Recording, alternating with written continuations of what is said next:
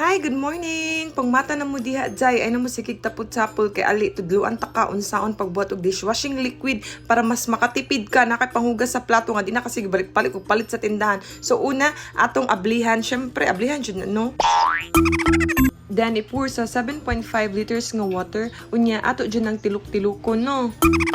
Then, i-add ang extra bubble powder and then i-mix dayon na nato diha, guys. I-mix gyud nagmaayo hangtod nga mamuypoy na imong pamukton diha, aw. Sayo-sayo na diha, pero poy-poy na jud kay na akong pamukton diha, guys.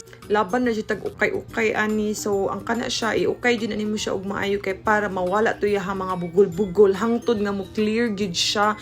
Hangtod nga kanang mulapot gyud siya, guys. So, kay naka-feel naman ko nga nilapot na siya, guys. So, undangon na ta ni atong bisyo. Magpapilit na ta sa sticker kay pwede ni siya nato mabaligya 60 to 70 pesos. Good for 8 liters din ni siya akong gibuhat, guys. And that's 250 pesos including na siya sa sponge and bottles and stickers. Diba? Unsa ka worth it? Worth it pa sa yung relasyon nga pinugos, Jai.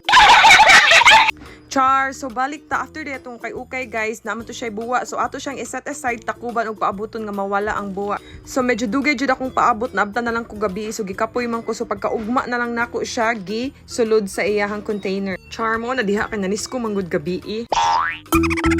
Nagtuo jud ko, guys, nga ang 8 kabuok container dili na kong mabutangan kay sa instruction manggod sa pagmix 7.5 liters ang i-add nga water. So gi-follow ra jud na ko ang instruction, guys, maong wala kay na nako gipuno diha kay aron masudlan ng isa. But guys, naa pa di ay sobra napuno pa gyud nako silang tanan. O di ba dapat ingunan na inyong gugma sobra-sobra. Char.